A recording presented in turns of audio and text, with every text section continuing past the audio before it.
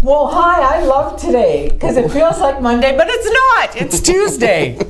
We're already one day in. Look what's behind us. We're in the woods. It looks like I saw these colors. Is it Hiawatha? I don't know if it is. Kind of looks like Point-à-Par also.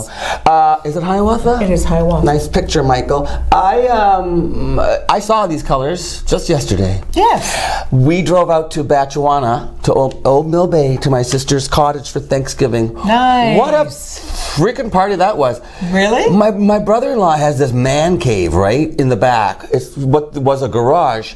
It's like an outdoor a kitchen. Really? Well, because that's his background, Varsanti family food. Like, it's all food. Of course. No, like, he had a spit. He had it's a spit and a barbecue. He has running water back there and refrigerators, deep freezes like from restaurants and stuff. Like, it's all set up.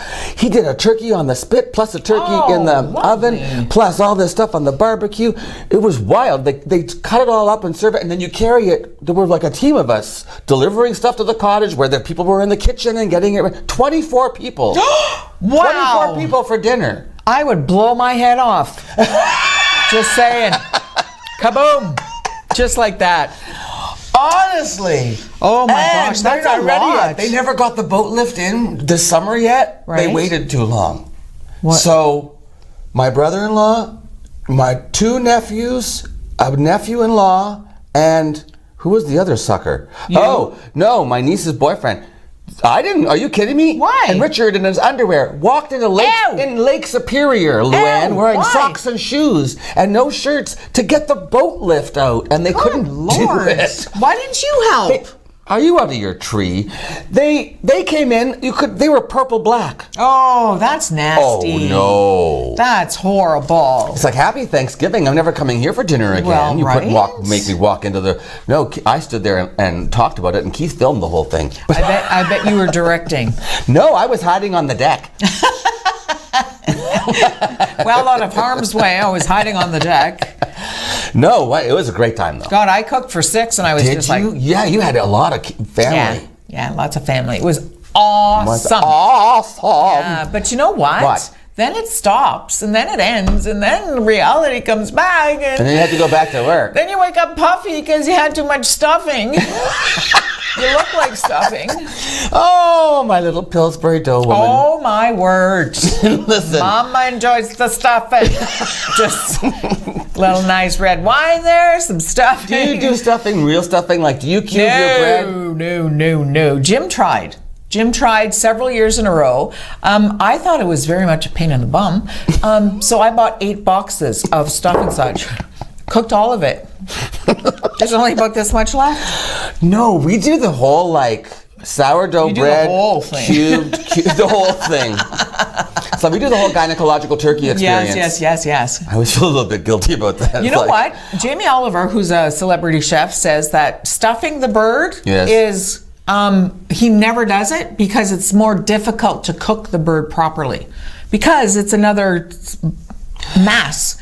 Yes, except from the recipes that I've seen, what you do is you take the stuffing directly from being warm and heated and you put it in the cavity. So it's already warming the turkey from the inside. But you're not supposed to put anything warm inside the turkey. That's You're the gonna instructions. you're going to make somebody sick. It has to be cooled right Cook down. it for 3 hours. No, it says you put the stuffing warm inside the turkey, and then yes, I checked it out. Every recipe I looked at, my friend. You think you're this cooking woman with friends with the lady from the, what's her name? Sarah Olsen. Yeah, that's Anna Olsen. Anna. Some friend you are.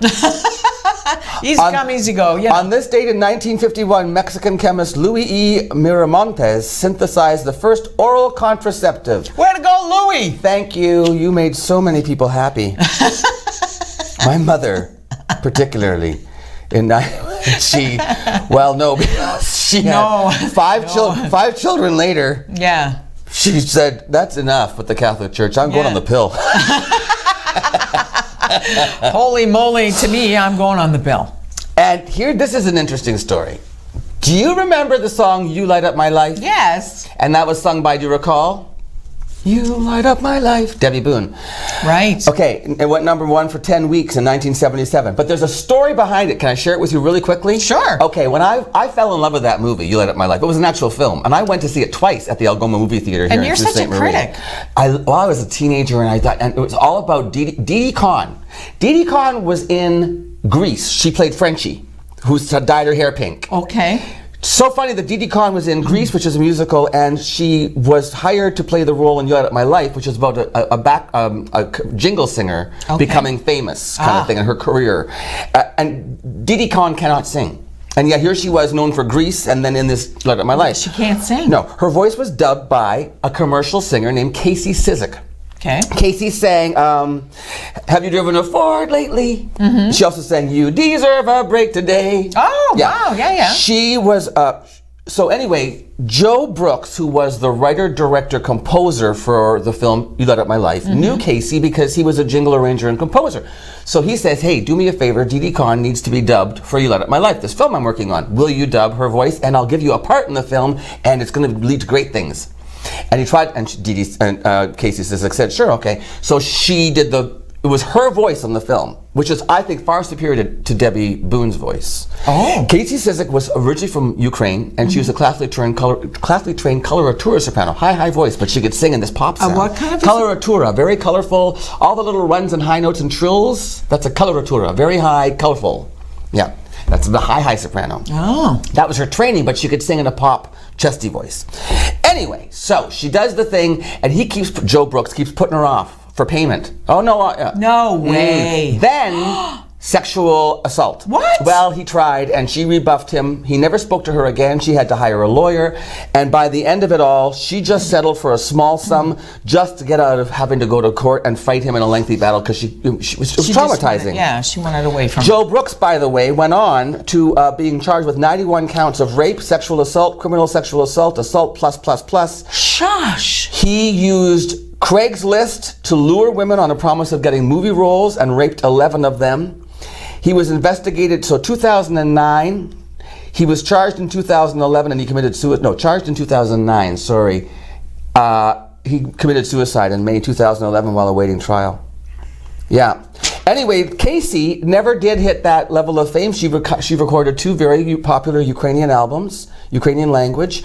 Died of breast cancer 6 days before her 45th birthday in 1998. A typical day for Casey Cizik. 9 a.m. session for Trans World Airlines, followed by Coca-Cola at 11, Hearts Mountain at 1 p.m., Eastern Airlines at 2 p.m., Singing for Dotson at 3 p.m., Legs, Pantyhose at 5 p.m., McDonald's at 6 p.m., and then a recording session for her own career from 8:30 p.m. to 3 a.m. Oh my word. That was Casey Cizik, and I loved her voice. If you ever get a chance to hear the original version of You Light Up My Life by Casey Cizik, check it out. It is on YouTube. And we don't know her name because she really didn't She get never the got break. credited in the film either. And she sued the producers for that one and won. And she was traumatized by that jerk. Poor Casey. Man, that's my morning music story, which is kind of appropriate. You're such a happy guy. Well, no, it's interesting to hear about the different parts of your career as a musician, because you know who's on the show this morning. Here's a nice segue, Greg Norrie. Music City is this really cool initiative that's going on through the Chamber of Commerce. Carol Pope is in town for the Fall Festival, Rough Trade. Juno winner, as well as our guest, Greg Norrie, Juno winner, leader of Very Fat Treble Charger was the band. Anyway, I remember Treble Charger. So Greg is back in town. He's got some cool stuff on the go, but he's working on this Music City thing with Rory. So that's our first guest. So awesome. That's coming up, and then Luann has the news, and there's more than that, so don't go anywhere. So much more. And thank you to Casey's Security for sponsoring the show every morning. We certainly love you guys. Happy Tuesday. We'll be back after this. Right after this. Right after this?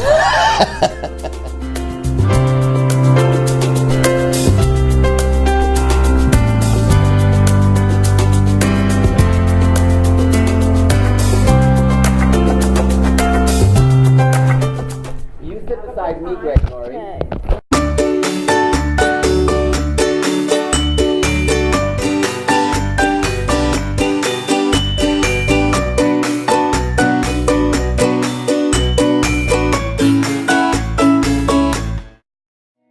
This past year we've been celebrating our 65th anniversary dating back to services originating in our community in 1954, which is quite some time ago. It's been a great opportunity this past year to recognize the pioneers, the stakeholders that worked tirelessly to create what we are today. I'm grateful for everything that the families 65 years ago and the people that assembled the organization have done in order for us to achieve the success that we're experiencing 65 years later.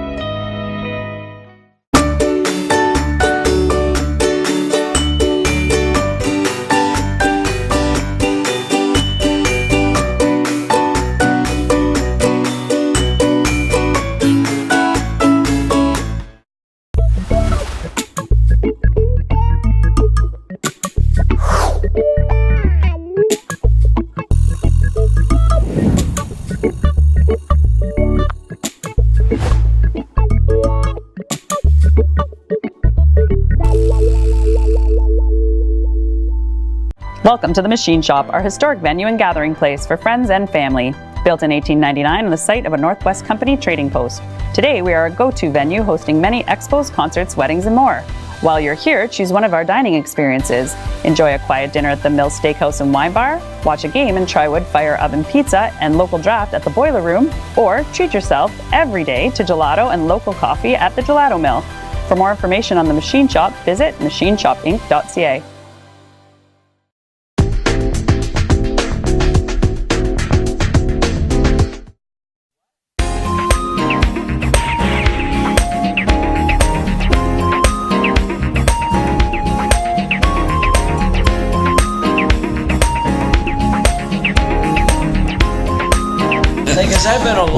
Welcome back to Mornings with Luann and Tim. Okay, so this is Greg Norrie, and of course that's my buddy Rory Ring. Hi Rory, happy Thanksgiving. Good morning, happy Thanksgiving. And Greg, you're back in Sault Ste. Marie. Yes, I am. Okay, so you were born and raised here?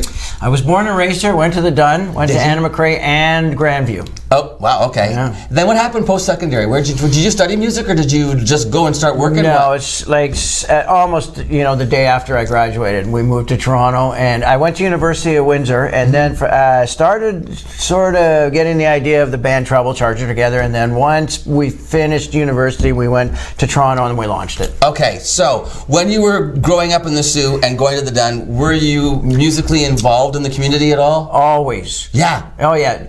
Not so much like in theater and stuff. No. But always in a band since Your guitar vocals, is that you? Yeah, guitar and vocals, and Bill Priddle, also guitar and vocals. Right. And he and I have known each other since we were probably born. Okay, and, yeah. And grew up together. His parents were best friends with our parents. We shared chalets out at Searchmount. Like right. I've grown up with him. Microphone cord maker. There you go. We got is that away. Bill? Is Bill's sister Suzanne? Yes, it is. Hi, that talent ran on that musical talent. Yeah. Because Suzanne's got kids that are extremely talented. musical. For sure. Okay, so you and Bill grow up. You're playing. Did you have a band in the Sioux before? Bill and I have always been in a band together throughout all high school, even maybe grade school, I might say. Wow. But for sure, all throughout high school. And we would, and then he went to Queens, I went to Windsor, and then he eventually kind of moved from Queens over to Windsor, and that's when we started. Reunited, started the band Trouble Charger. So could not stay apart. Trouble Charger. You guys, you did 2 platinums, 1 gold. Or 2 golds, 1 platinum. 2 golds, 1 platinum. That's pretty amazing, isn't it? And then, I mean, we did more albums than that. Oh yeah. Those were 2 of them. 2 of them went gold. How many albums altogether? There was 5 full albums and 1 EP. You disbanded for a while and then got back together, yes or no? No. You were always straight through? Yes, never disbanded. No, okay. But we did break up at the height of our career. How do you like that? Oh. Yeah. We said goodbye when we were selling and doing better than we ever had. On purpose? Well, we were getting tired of it, and other things were creeping into my life with managing Sum 41, and I was starting to get into producing, and we thought, we sort of saw the end coming. We thought, well then, what better way to do it than do it when you're up there? Right. And so the Juno nomination, there was a Juno nomination for Trouble Charger, but the wins came with Sum 41. Sum 41, where I got 2 of them for co-writing, yeah. Okay. I was like the secret co-writer of the band, but when it came down to actual Juno nomination or recognition, they did send me a Juno because they knew that they were getting for Song of the Year. So cool. And I had co-written it. Rory, you were a rock and roller, weren't you? No, this is about as close to the music can Oh, that yeah? I can get. Oh, Roy's got musical socks right. on. That's But I mean, you're an audience. I mean, Yeah, that what was being involved? Actually, my father was a bandmaster in the Salvation Army, so he conducted a brass band. There's rock and roll. Yeah. So That's heavy metal. Those things weigh a lot. heavy metal. Yeah, heavy brass. Heavy brass. Heavy brass. Yeah, we just talk about Thanksgiving every Sunday morning. I would wake up to brass band music on volume 11. Right, and when you're a teenager, that's pretty tough. That's like legs straight out. But did you grow up in an era where it was rock and roll? Oh yeah, of course. On the radio. You know, we're going to talk about Music City, right? And it's an Like initiative Carol that Pope and Carol Pope is one of our keynote speakers. Do you remember like Rough Trade and all Absolutely. that stuff? Me too. That was the university years for me, the 80s, right? Yeah. So, Carol, how did you get Carol involved with Music City? So what we did is this concept of a Music City was actually started by Music Canada.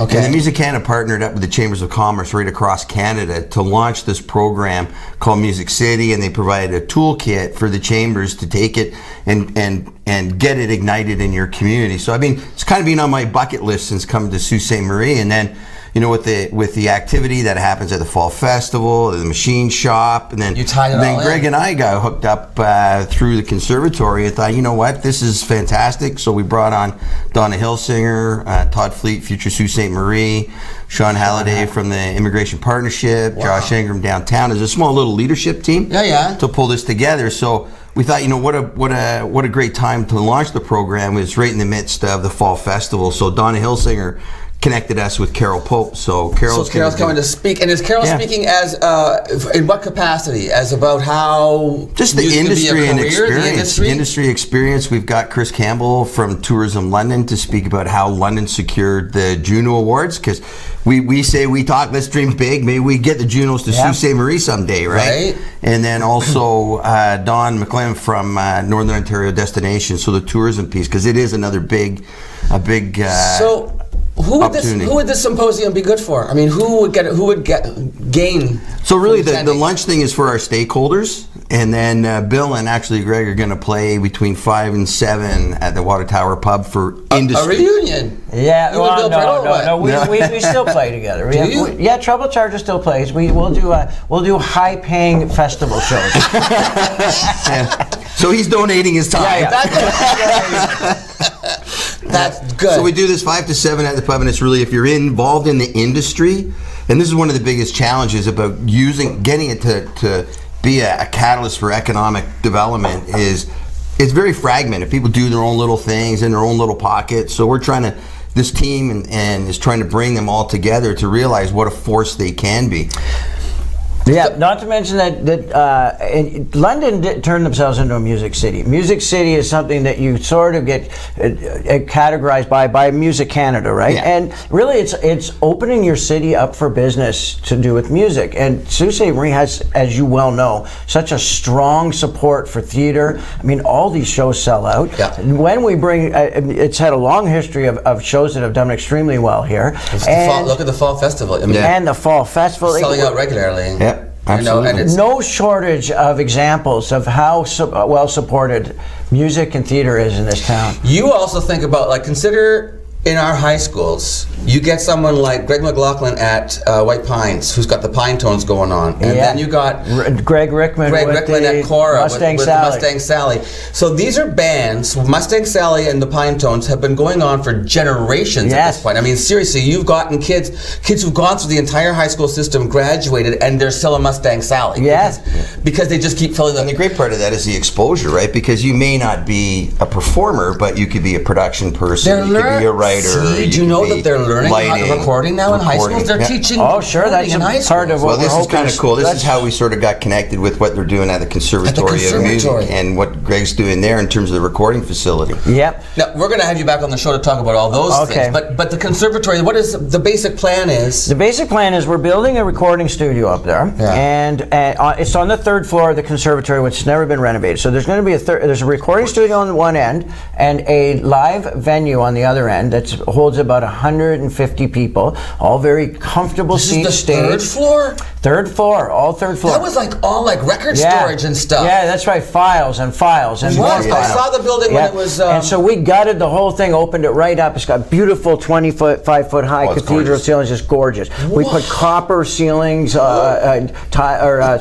copper on the ceilings, and anyway, so recording studio and performance venue. Recording studio is wired into the performance venue with a 72-channel Neve board. I've donated all my recording studio from Toronto to the conservatory. So the recording studio is all the stuff I had in my Toronto studio. So that recording studio is going to be wired with 8 to 10 HD video cameras in the live venue, and also 72 channels worth of audio. So basically anybody that plays in that venue will be always recording and videotaping, doing live feed editing, and we're going to be basically giving it to them as social media content, which every band desperately needs and can never afford to do. And it's the only place in Canada we've discovered, and here's the other clincher, is that we're also tying the recording studio into the machine shop with the same amount of cameras and all the audio feeds through fiber optics.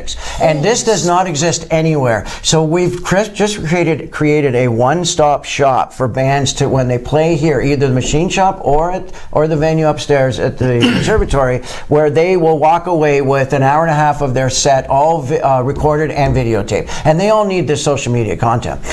This hopefully is going to start attracting bands to the Soo, and in a big way, because I really do believe that this is extremely difficult for bands to go and do elsewhere. We're the only spot that can do this, and because they're here, we need to start opening our city up and making sure that they stay here and show them that we can put on shows, we can do outdoor festivals, we can start doing award shows here.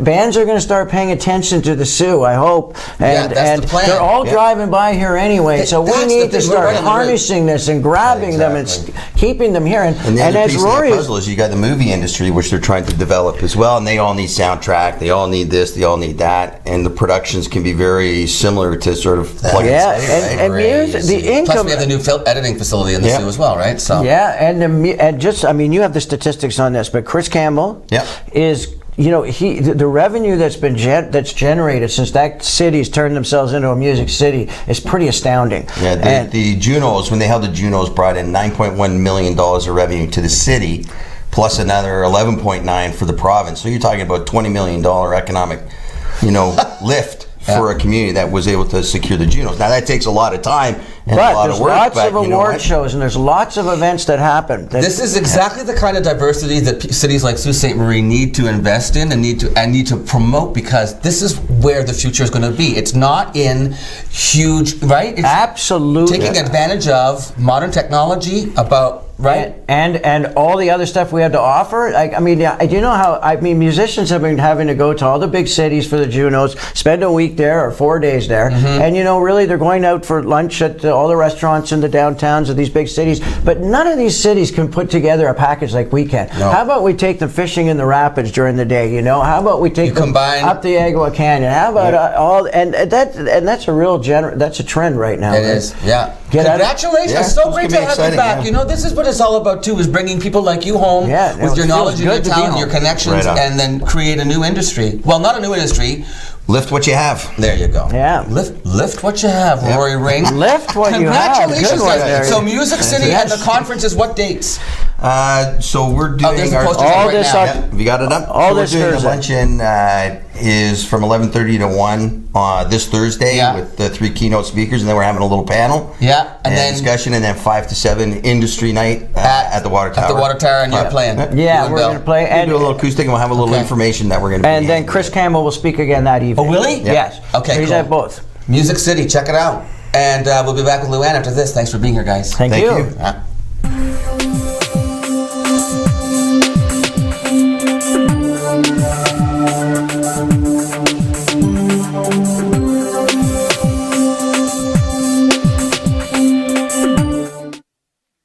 This is On TV.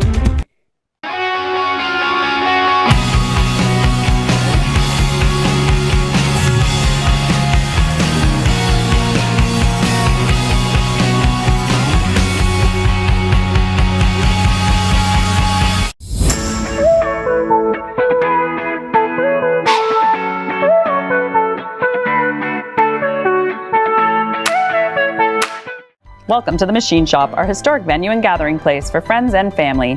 Built in 1899 on the site of a Northwest Company trading post. Today we are a go-to venue hosting many expos, concerts, weddings, and more.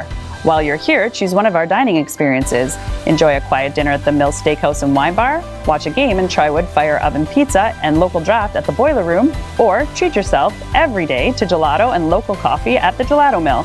For more information on the Machine Shop, visit machineshopinc.ca.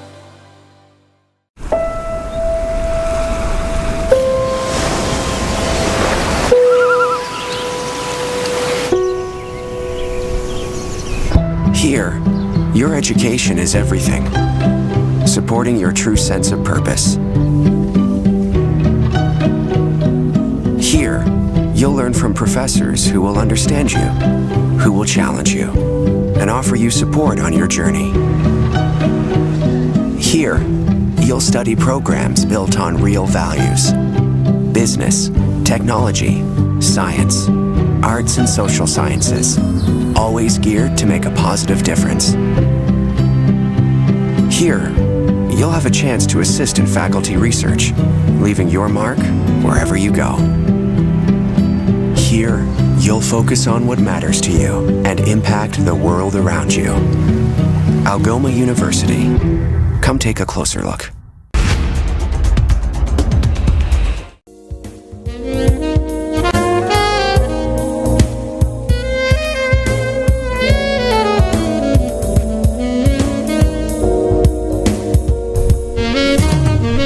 See, to me, that's really exciting, is to talk about making music an industry in Northern Ontario. Yes, absolutely. I mean, absolutely. there's no reason why it can't happen in Sault Ste. Marie. There's absolutely no reason. I mean, look at, as we're seeing. I came home to Sault Ste. Marie, Right. an actor, and apparently I still work. Yeah, apparently. In Sault Ste. Marie. Not here, No. but he does work. Thanks. What do you got for me? You know what? Tell me a story. I know that you like The Masked Singer. I do so. And there's been rumors this particular season that Mariah Carey is one of them. Okay, I must have missed something. Yeah. Apparently those it's are on again rumors. this week, so I'll be watching it because now they think they bring them all together. All the ones from all the different weeks, I think, come is that together. right? I'm not sure. So she told Entertainment Tonight that they asked her about the rumor. And of course, her ex-husband is the host of the show. Oh, that's true. He is. Yes. So then, that's right. When somebody guessed that, and he was like, he looked at the person beside him, was like, ah. Yeah, because he's apparently doesn't know. No, he doesn't know who the person. No, he doesn't know who the celebrities so are. he has no clue. So it's possible. But when the reporter for Entertainment Tonight asked her about it, she said, "Bye, girl, bye." So not denying, not confirming. Say like they're playing into it, eh? Yes. Dancing with the Stars was on last night. And Tumble. Carrie Ananaba. It's not her first time. It's falling off her chair. But see, I think they had new chairs because they were talking about these chairs. She stood up to say something, and when she stood, the backs of her thighs pushed the chair, and I saw it going, and the whole audience, you could see that she was about to sit, and there was no chair, and down she went. And she did the looking for the chair as she went right down. She was on the floor. She laid down, laughing hysterically. She's fallen off that chair at least two other times. She is. Yeah. 2 other times. Yeah. She falls off the chair a lot. She gets very enthusiastic and stuff. I think she's beautiful. I think she's such an attractive girl. I love her on that show too. Yeah, she's a very good judge. And she's on one of the daytime talk shows. Yeah, I think it's called The Talk. It is called The Talk. Disappointing last night though on Dancing with the Stars. It was Disney night, and the disappointment was nobody goes home on Disney night, so we're stuck with Sean Spicer for another week.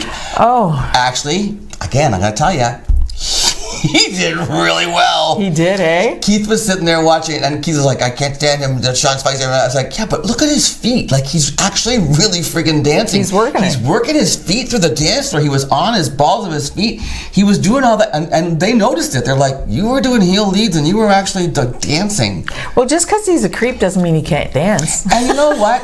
Luann is they always do packages. They talk about what the dance and why they're doing the dance. And it was dedicated to his father, and he and his father got to go to Disneyland before his dad. He took him when his father was dying. He took him to Disneyland, and they showed a picture of them together. And it was really... That's lovely. No matter what you think of the guy, for politically speaking, or what his beliefs are, whatever, when I heard him talking about his father, and then he did that dance, and he was all choked up, I was like, as a human being, That's lovely. I have a little spot in my heart there for Sean Spicer as a human being. All on right, the show. I'll work on my spot then. You don't have to. Not everybody has to. I mean, he's a human being. Is all I'm and you know saying. what? It's nice to see that side of him, right? Everybody has a daddy that they love, and Well, sure, absolutely. okay. So I'm glad you're enjoying this show. I hope he gets booted off next week. Stop it! I have the news coming up for you right after this, so please stay tuned. Mornings with Luann and Tim.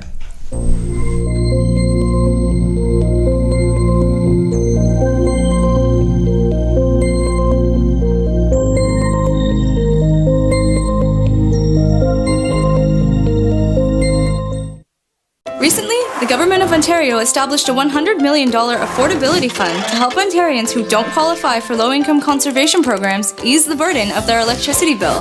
Whether you rent or own your home, as long as you pay your electric bill, you could qualify. There are 3 levels of support available. The first is a home energy kit with upgrades like smart power bars and LED light bulbs. The second includes Energy Star appliances that help keep things cool during the hot summer months. The third is for electrically heated homes so that your power bills don't break the bank during those long Canadian winters. Plus, all upgrades, including installation, are completely free of charge. Visit affordabilityfund.org or call 1-855-494-FUND to find out if you qualify.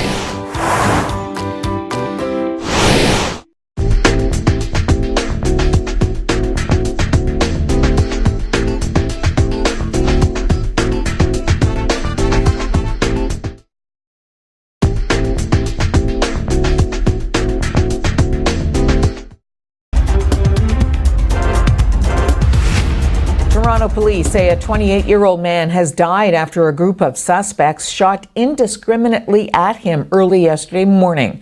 Investigators say the incident happened at about 12:30 a.m. as the man was approaching a townhouse complex.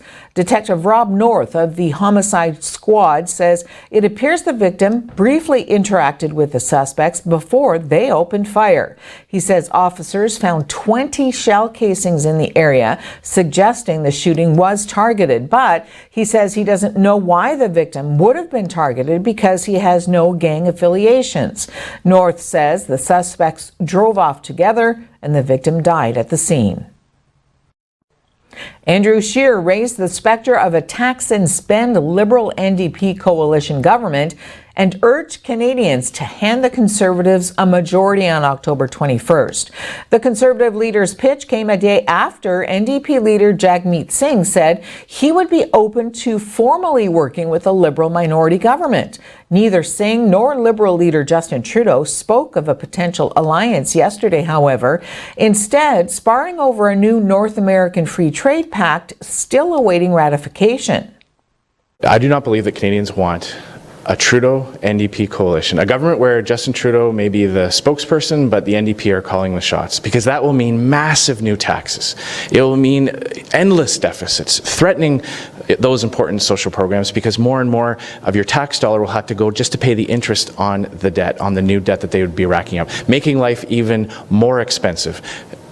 The choice could not be more clear now. And there is only one poll that I pay attention to, and that is the one on Election Day. And I believe that given the choice between a Conservative government, a Conservative majority government that will get back to balanced budgets, leave more money in the pockets of Canadians by cutting taxes, and an NDP Liberal coalition that will run massive deficits, lead to massive new increases in taxes, I am very confident that the Canadians will give us a mandate.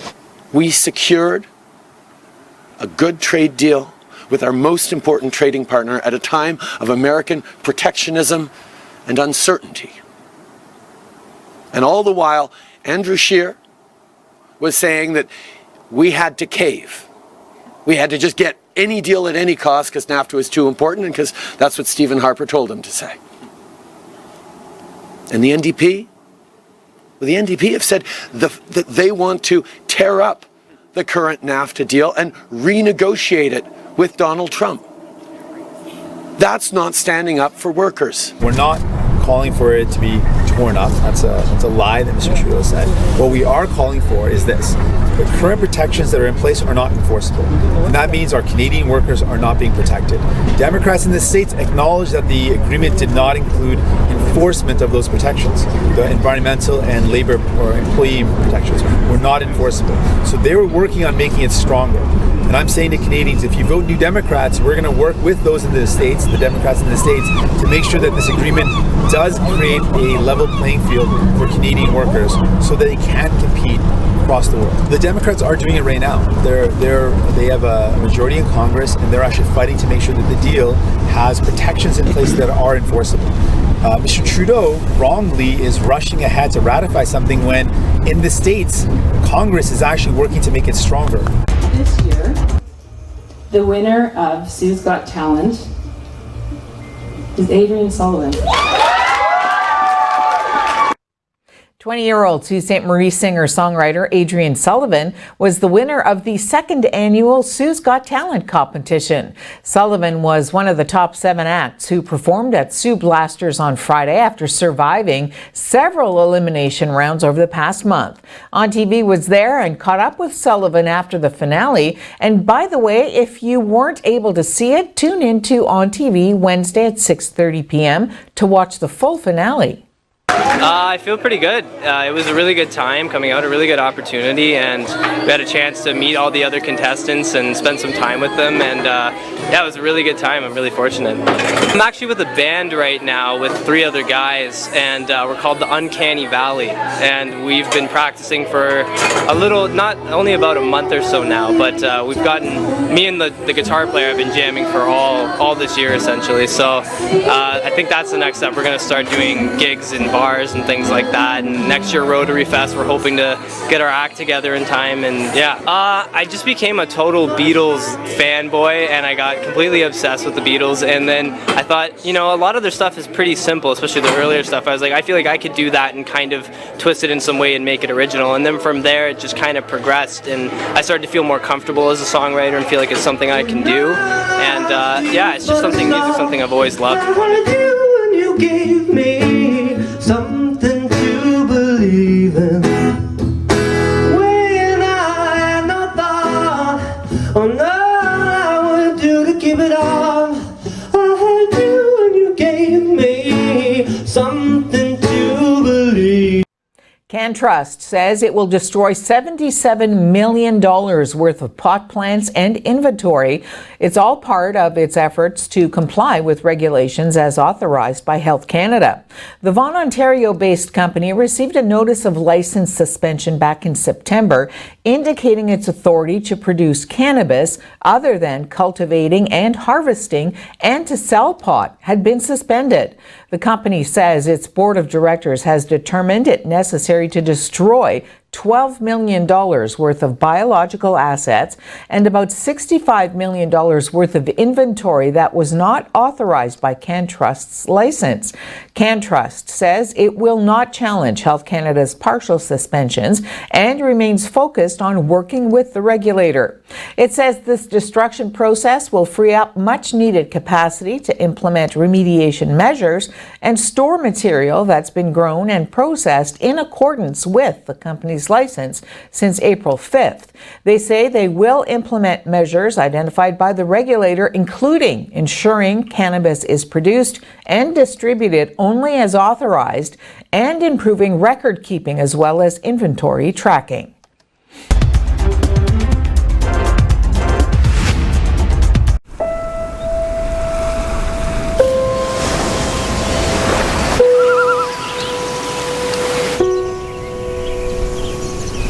Here, your education is everything, supporting your true sense of purpose.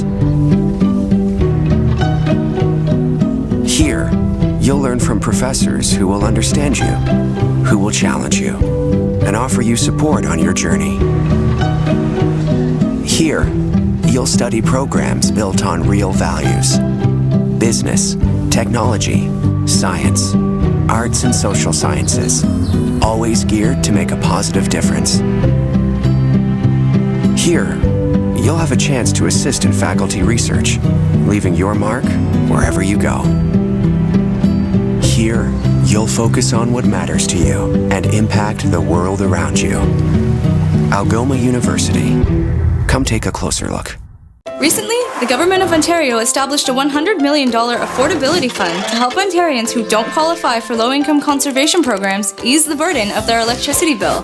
Whether you rent or own your home, as long as you pay your electric bill, you could qualify. There are 3 levels of support available. The first is a home energy kit with upgrades like smart power bars and LED light bulbs. The second includes Energy Star appliances that help keep things cool during the hot summer months. The third is for electrically heated homes so that your power bills don't break the bank during those long Canadian winters. Plus, all upgrades, including installation, are completely free of charge. Visit affordabilityfund.org or call 1-855-494-FUND to find out if you qualify.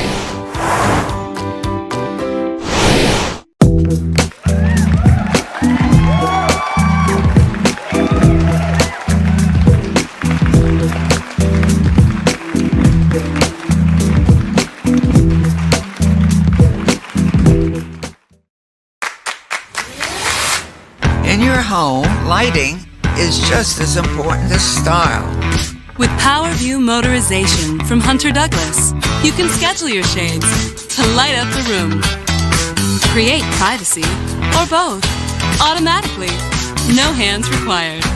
So your shades will always be in the right place at the right time in style. And it's only from Hunter Douglas. Recently, the Government of Ontario established a $100 million Affordability Fund to help Ontarians who don't qualify for low-income conservation programs ease the burden of their electricity bill. Whether you rent or own your home, as long as you pay your electric bill, you could qualify. There are 3 levels of support available. The first is a home energy kit with upgrades like smart power bars and LED light bulbs. The second includes Energy Star appliances that help keep things cool during the hot summer months. The third is for electrically heated homes so that your power bills don't break the bank during those long Canadian winters. Plus, all upgrades, including installation, are completely free of charge. Visit affordabilityfund.org or call 1-855-494-FUND to find out if you qualify.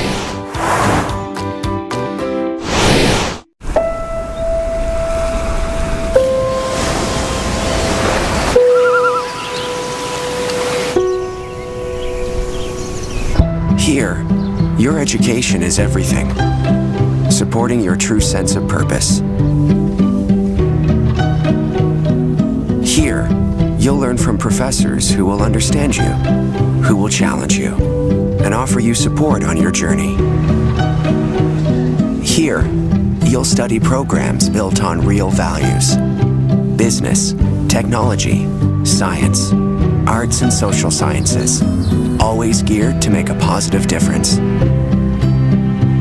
Here, you'll have a chance to assist in faculty research, leaving your mark wherever you go. Here, you'll focus on what matters to you and impact the world around you. Algoma University. Come take a closer look.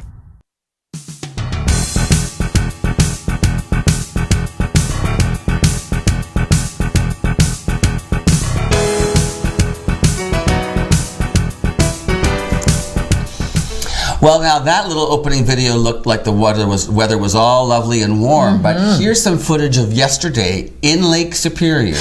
As this is from Keith's Facebook, Lou. There they are. Oh my gosh! Going in to get the boat lift. Where's the boat lift? It's way out there. It's like a metal frame that the boat sits on.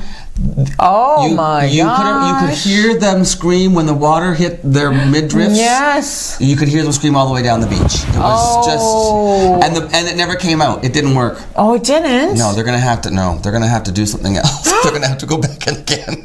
Oh no! Yeah, good luck with that, boys. Oh gosh! I'm just glad they already all have their families, because I don't think anything is going to work again. They should put on wetsuits. Well, it would have been nice if they'd had some thought before, rather than just showing up and saying, "Get in the water." Happy Thanksgiving to you. Yeah, right. Elton John's got a new book coming out, apparently. Called Me. Yes, he talks about in the book. He sort of was friends, especially initially, with Michael Jackson, and it sort of waned somewhat, that relationship. And he actually says he was mentally ill, and it was disturbing to be around him. Did you read the part about the party? No. Where they were having, he said he just later in life, couldn't be around adults. So they were at a party at somebody's house, some music producer, and Michael just disappeared. And when they found him, he was just sitting on the floor playing with the housekeeper's son. Adults all partying, talking, business, industry. Michael Jackson didn't fit in, couldn't talk, and so wandered off, found the housekeeper's son, and was just sitting playing on the floor. Wow. Yeah, he said he just was so odd, it was uncomfortable to be around him. That makes sense. Yeah. That would be odd, wouldn't it? Oh my God. Especially knowing what some of the insinuations had been in his lifetime with a boy, I'd be a little concerned. Yeah. You know? Hey, there's a trend right now on Twitter. The hashtag is delete Facebook.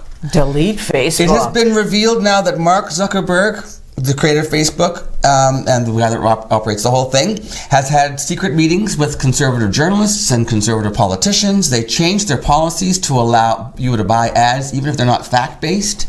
What? So Elizabeth Warren has put a target on these conglomerates, tech conglomerates like Amazon and Facebook, saying they engage in illegal, anti-competitive practices, they stomp on consumer privacy rights, and they repeatedly fumble their responsibility to protect our democracy. She put a target on their backs. She actually bought an ad on Facebook that had slanderous things fake things about Mark Zuckerberg himself, just to prove the point that, look, I can buy my own ad on your Facebook thing and lie about you, and there's nothing you can do about it. Is that how you want to run the game?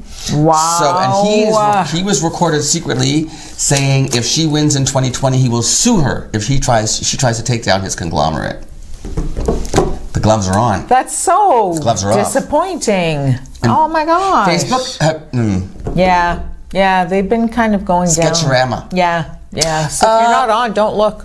So listen, I was going to have Yogi Justin Briglio, but he's wasn't able to come in today. So we're going to rebroadcast a piece that we did on those great traffic light boxes, traffic signal boxes. Yes, I love those. Those were all designed by Sault College students. They actually had to do 10 designs and present them to people, to City Hall or wherever, to decide who gets where. And it's a very interesting story, and it's cool to see they've all graduated now, these people. So awesome. And it's going to be a campaign they continue to run with the city. So check out the interview after this on Mornings with Luann and Tim.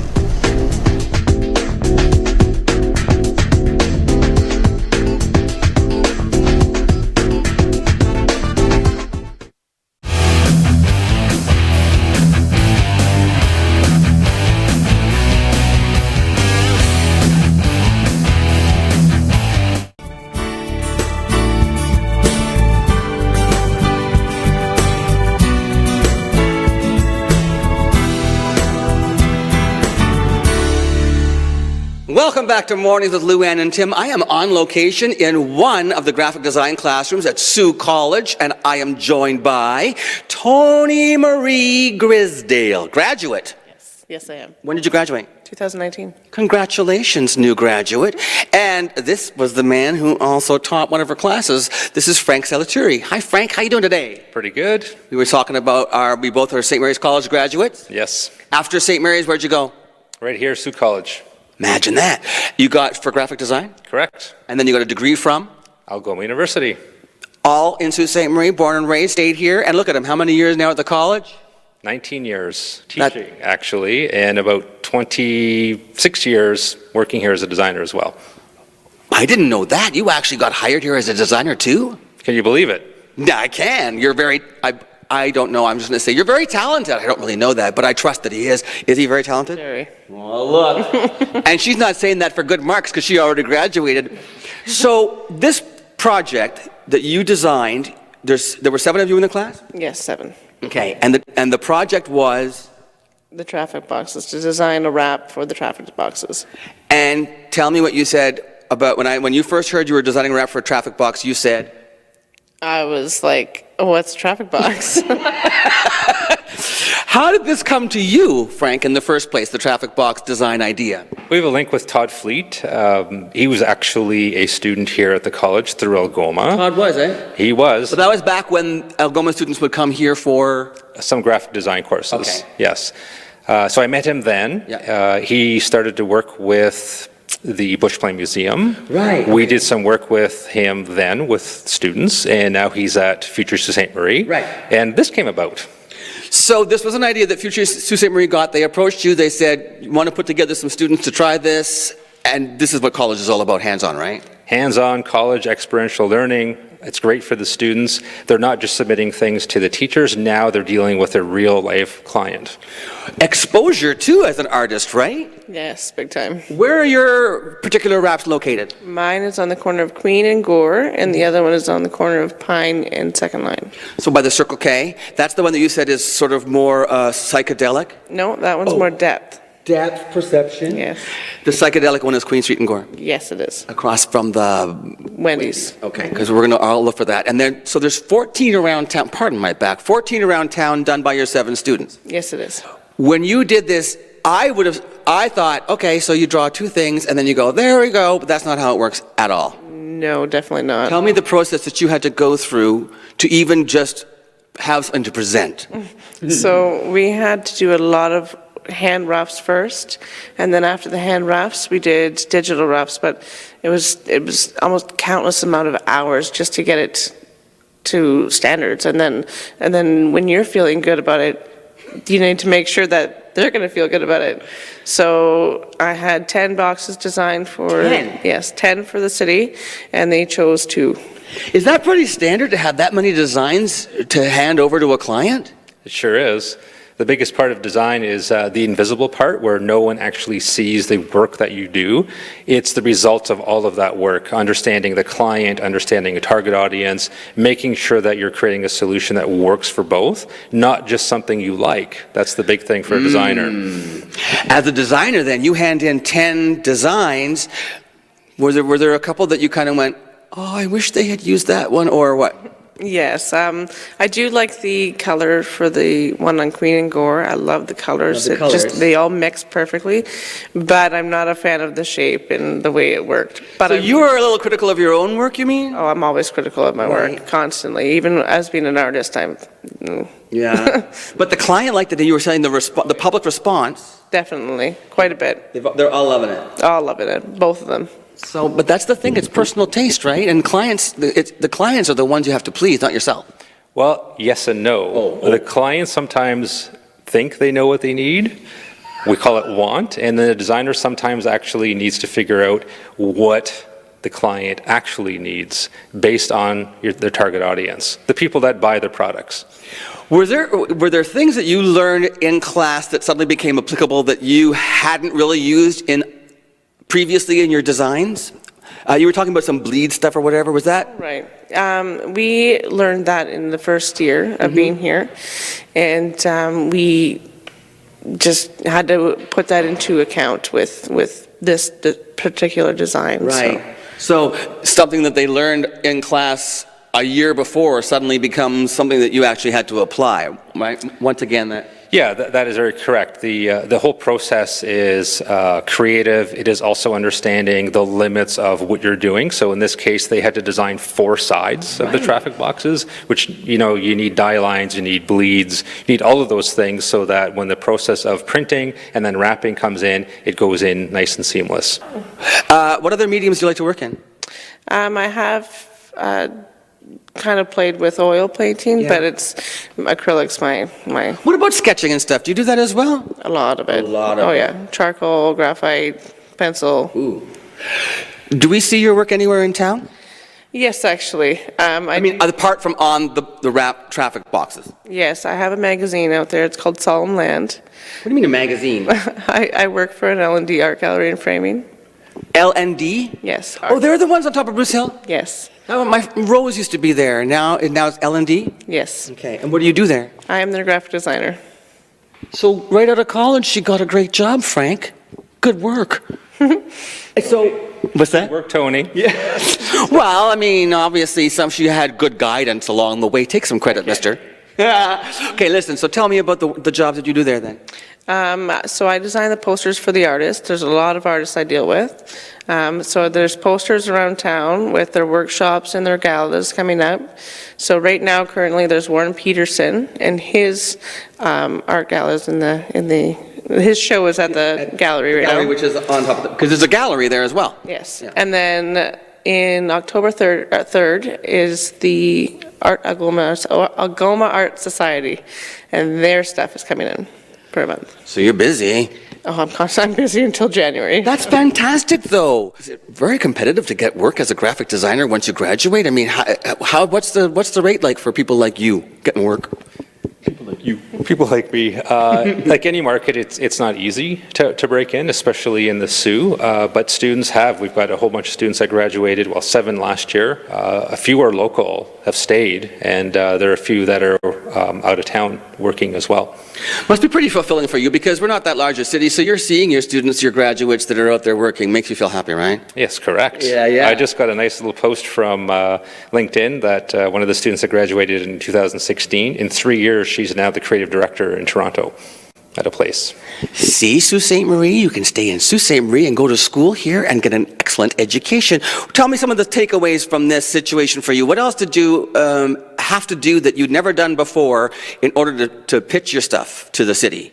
Well, there was such a big mindset. When you become a graphic designer, you no longer see things right. Like you now see things as a designer, it's like, oh my gosh, wow, I'm missing, it's like a whole brand new pair of eyes. Like it's wonderful. So I had to put that into consideration, and I also had to put that into consideration that I was talking to the city, and it was a big deal.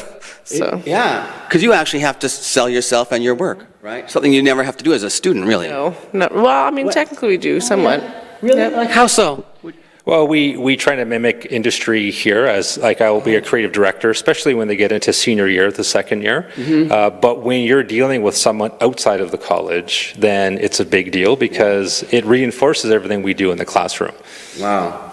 Hands-on, experiential learning, great exposure for you, and they're all over the city. There's too many to actually name, but keep your eyes open for those traffic light wrap boxes. 7 local students. Are they all graduates now then, right? Yes. All graduated from Sault College. Thank you so much for your time and congratulations on your success. I look forward to seeing more of your work. I'll stop by the gallery and check you out too, all right? Frank, really a pleasure meeting you. Congratulations, and thanks again to Future Sault Ste. Marie for partnering with the college to give these students the opportunity to get this kind of hands-on learning. I'm so happy. Okay, we'll be back with more Mornings with Lou Ann and Tim right after this.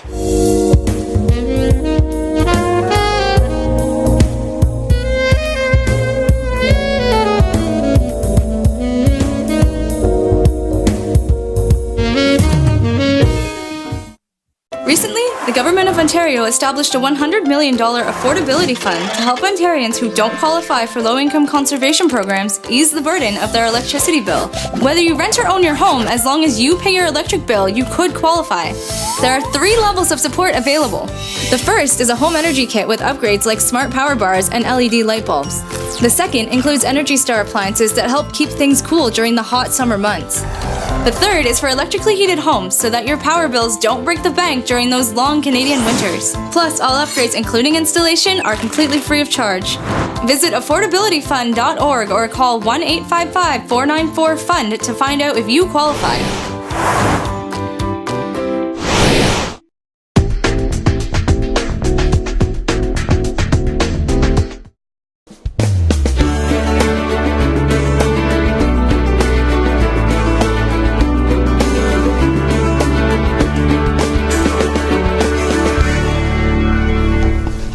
Now, I'm listening to our director try to count us down into coming back. I thought I was bad with numbers. 10, 9, 5, 4, 10, 8. 6, 7. It's like, goodbye. Thank you very much for watching the show, and thank you so much to KC Security. KC. Oh, I have to write that jingle. Oh, they're on the show on Friday. I have to get to work. We'll see you tomorrow on morning. It's already Wellness Wednesday. Woohoo! Oh, we're halfway there, and it's only been here for a day. Yeah. See you tomorrow on Mornings with Lou Ann and Tim. Have a good one. Sundown.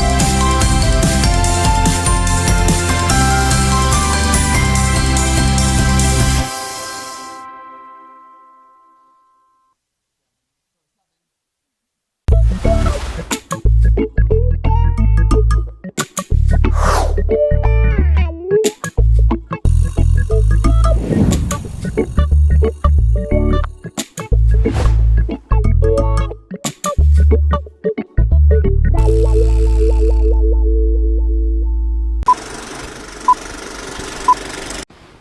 You're watching On TV.